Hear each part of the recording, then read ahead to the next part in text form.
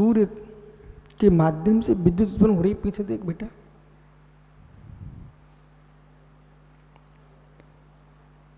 देखा?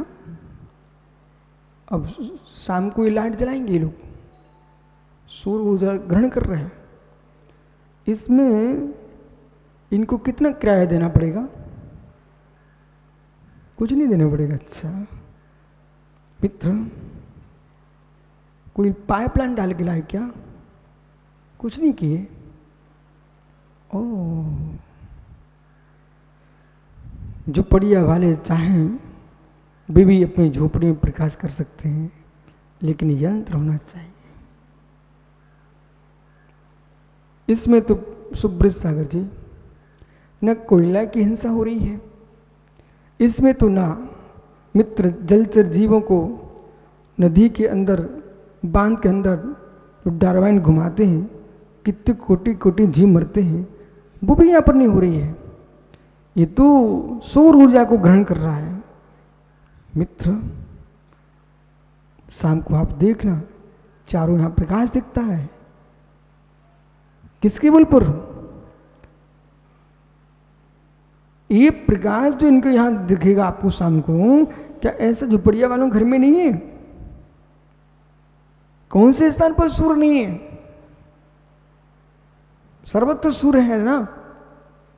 लेकिन क्या करें, सूर्य ऊर्जा ग्रहण करने की क्षमता होना चाहिए। ऐसे सर्वत्र मोक्ष मार्ग है, सर्वत्र आत्म प्रकाश है। लेकिन और यदि पुण्य आश्रम की बात करो तो सर्वस्व पुण्य आश्रम के हेतु है, आपका यंत्र नहीं है। अपने योग को संभाल लीजिए। कुछ भी नहीं करना बालक, कुछ भी नहीं करना, शांत बैठे हैं। पुण्य आश्रम तगड़ा हो रहा है। न जहाज, न मजीरा, न खंजरी, कुछ भी नहीं, न चिम्मच ठोक रहा है, न ताली थाली बजा रहा है, न ताली बजा रहा है, कुछ नहीं कर रहा, शांत बैठा हुआ है। उन शांत परिणामों में न जगत का कोई चेतन द्रव्य लाना, अचेतन द्रव्य लाना, मात्र अपने चित्त को देखना। इससे बड़ा तपस्वी कौन हो सकता है?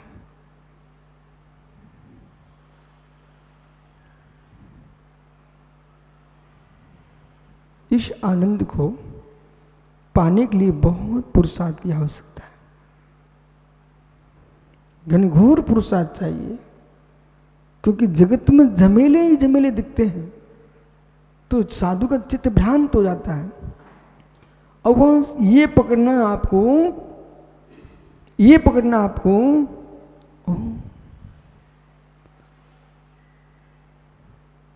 बिना पढ़े लिखे नंबर अच्छे ला रहे हैं,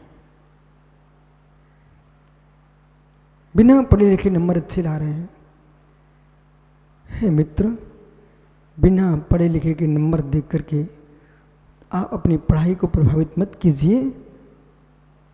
जब अधिकार क्षेत्र में आप आएंगे फिर आपको मालूम चल जाएगा बिना पढ़े लिखे नंबर लाने की कीमत क्या थी, और पढ़ लिख के जो नंबर लाए हैं उनकी कीमत तब पता चलेगी आपको।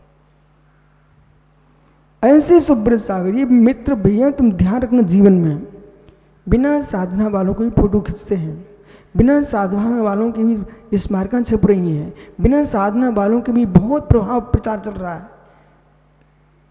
लेकिन जिस दिन सम्मेलन होगा आपका, वो साधकों के बीच में होंगे, तब साधनाहीन का प्रचार शून्य हो जाएगा। वो जो सहयोग करते थे ना, वे भी शर्मा करके सिर नीचे करके बैठेंगे, हमने किन को प्रचार किया था। और जिस दिन मोक्ष जाने की व्यवस्थाएं बनेंगी, संलेखना का समय आएगा, तो मेरे मित्र साधक ही संलेखना साध पाएगा। जो प्रचार में लगे थे वे हाय हाय कर पाएंगे, वे उस अंतिम श्वास का दिन भी कहेंगे क्यों संलेखना के बारे में क्या प्रचार हो रहा है।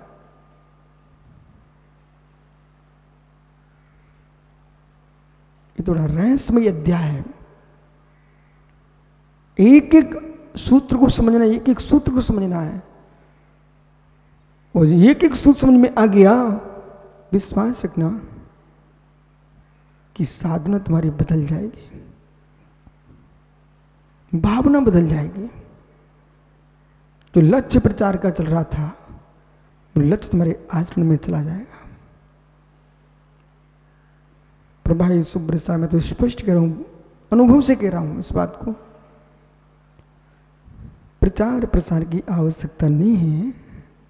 आपका नियोग होगा, प्रचारक आपको मिलते ही रहेंगे।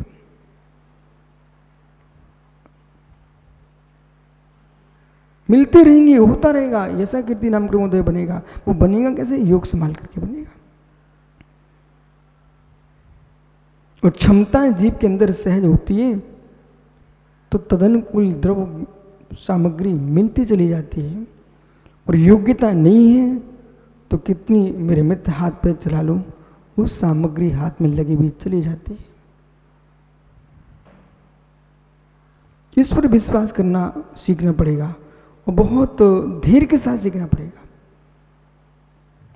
इसलिए पुण्याश्रव पापाश्रव दोनों आश्रम समझ करके, और आश्रम के और भेद हैं। सकसाय क्षायो सांप्राक इरिया पथ्यो,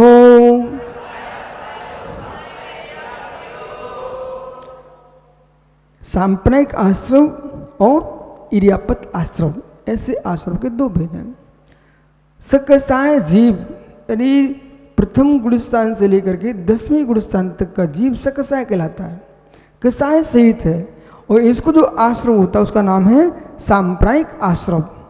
और कसाय रहित 11वें गुणस्थान से 13वें गुणस्थान तक का जीव कि जो आश्रम होगा वो कौन सा होगा?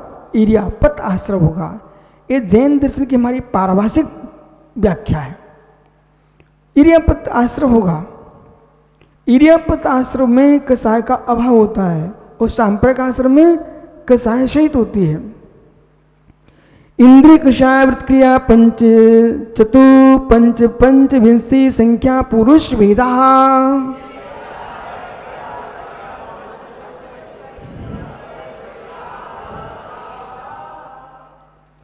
अब जो है सांप्रायिक जो आश्रम उसके भेद कर रहे हैं, वो कितने प्रकार का है? तो इंद्रियां पंच, 5 इंद्रिय के विषयों से सांप्रायिक आश्रम होता है। कसाय चतु 4 कसाय से सांप्रायिक आश्रम होता है। अवृत पंच 5 प्रकार की अवृत्ति से सांप्रायिक आश्रम होता है। और क्रिया पंच विंशति 25 क्रियाओं से सांप्रायिक आश्रम होता है। संक्षिप्त में समझना, 5 इंद्रिय के विषय में तल्लीन होंगे। जैसे कि एक सफेद बगुला बैठा हुआ था, उसको देखने को आशी तुम्हारा बार बार मन कर रहा हो, तुम उसी में देख रहे हो। कुछ अज्ञानी ऐसा भी कहेंगे हम साक्षी भाव से देख रहे हैं। इसकी खोज करना पड़ेगी आपको। ये साक्षी भाव है कि राग भाव है? क्योंकि शब्दों के साथ खिलवाड़ करने वाले बहुत लोग हैं। वो इच्छाओं की पूर्ति करके उसको साक्षी भाव करें। मनोरम दृश्य देखने नदी के पास गए थे, वो क्या करें? बोले साक्षी भाव से देखने आए। साक्षी भाव से तो कहीं भी बैठ सकते थे आप, फिर नदी का किनारे ही क्यों देखने गए आप? बहुत गहरी विषय है। ये अनाथ दृश्य की भाषा है, अनाथ दृश्य की भाषा, अनाथ दृश्य की। ग्रामोरण्य, मैं गांव में नहीं अरण्य में जाऊंगा, अरण्य में नहीं गांव में जाऊंगा। ये आप ही क्या कर रहे हो? अनाथ दृश्य लोग ऐसा करते हैं। कोई गांव से भागे, कोई जंगल की भागे, कोई वन की ओर भागेगा। आत्मदर्शी जो है ये भागने में समय नहीं लगाएगा, जहां होगा वहां निज में लीन रहेगा।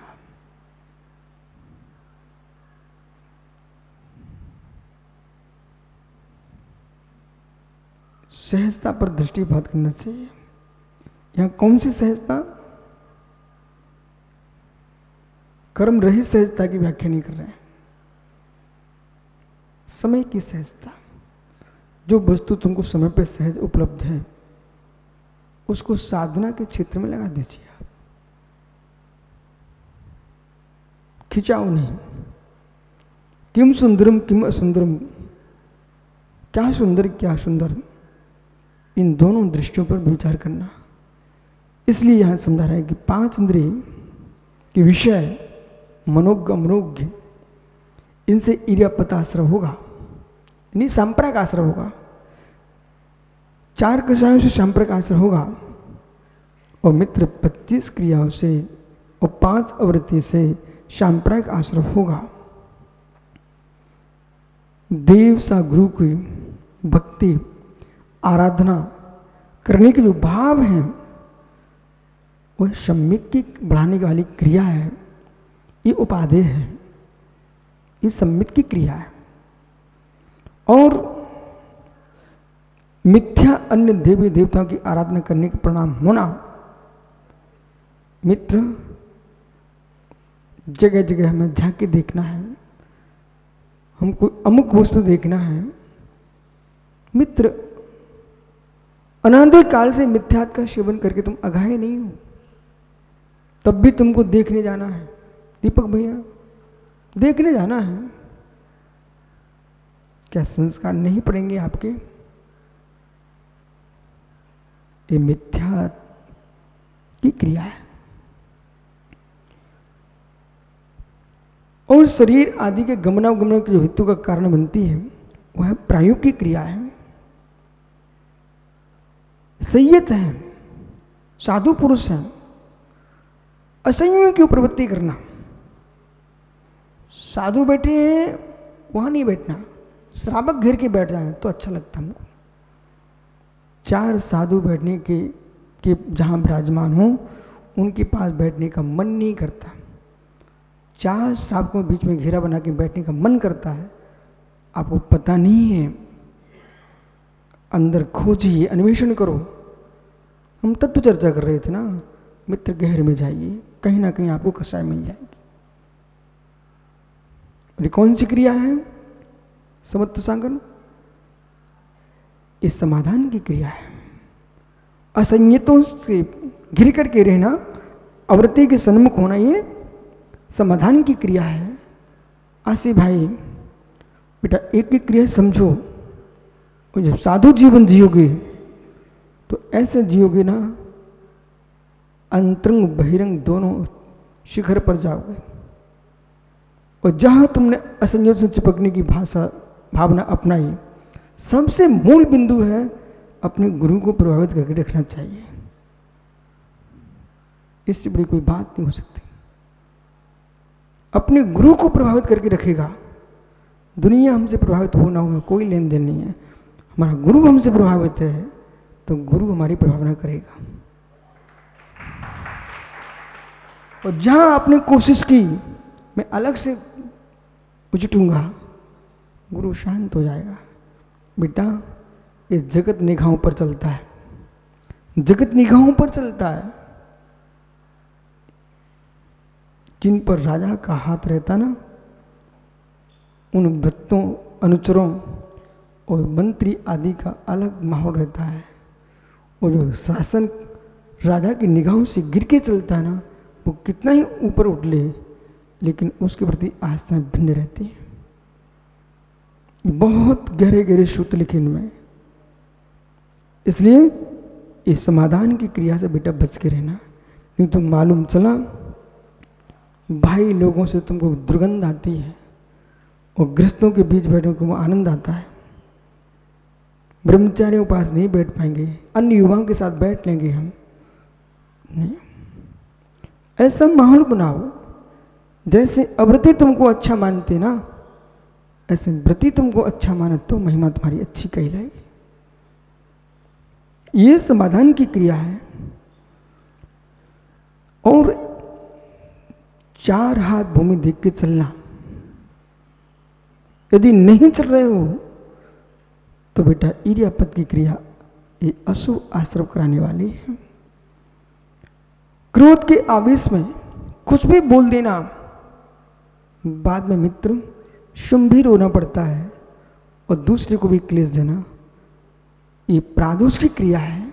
दीपक भैया कितनी मित्र अचानक कसाय भड़क जाए, सुंदर मार्ग है, मौन लेकर के शांति से प्रभु की माला फेरो।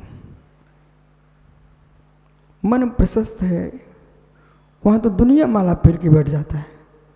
मन के खिन्न होने पर प्रभु को गिनो, प्रभु को भजो, तो कम से कम अशुभ भाव भग जाए। तो ये प्रादुष की क्रिया है। दुष्ट अभिप्राय से तो करके शरीर को उद्यम करना एक काय की क्रिया है। दुष्ट अभिप्राय से शरीर का कोई भी कुचेष्टा आदि करना एक काय की क्रिया है। हिंसा के उपकरणों को संग्रह करना, बर्चा, बल्लम, भाली, मित्र, गुलेल, तमंचा, बंदूक, ये सब उपकरणों को ग्रहण करना, ये सब अशुभ को देने वाली अधिकरण की क्रिया है। और जिससे माध्यम से संताप खड़ा हो, ऐसा कोई काम मत करो जिससे तुम्हारे लोग अपवाद हो जाए।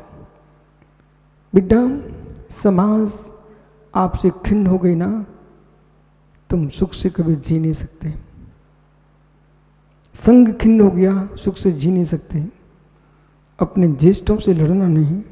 कोई परिवार में है, तुम फूल जैसे दिखोगे, पुष्प जैसे खिलोगे, अपने आप को खुश करके रखना चाहते हो तो दूसरे की खुशी और दूसरे को दुख देने की चेष्टा बंद कर दो, तुम सुखी रहोगे। और जहां तुमने किसी एक को खुश करना चाहा, तुम्हारा सुख समाप्त होना शुरू हो चुका है। कहां किसी को तुमने दुखी करना चाहा, तुम्हारा सुख समाप्त हो जाएगा। पंडित जी राकेश भैया, गगन में पतंग जैसे उड़ना चाहते हो तो पत्थर टांग के नहीं उड़ पाओगे। गगन में पतंग बन के उड़ना चाहते हो तो पत्थर टांग के नहीं उड़ पाओगे, पुंछा ही लगाना पड़ेगा। इसलिए ज्ञानियों, मोक्ष मार्ग में उड़ान भरना चाहते हो तो दुनिया के संकल्प विकल्पों के पत्थर को रख करके तुम उड़ान नहीं भर पाओगे बेटा।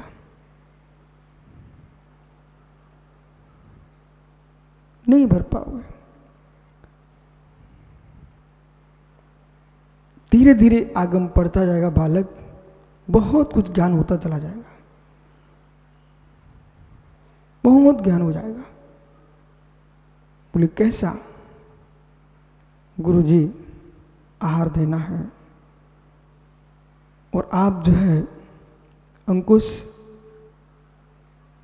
आलू प्याज का त्याग कराते हैं। ठीक है स्वामी, त्याग है। मन में सोच लिया एक दिन का।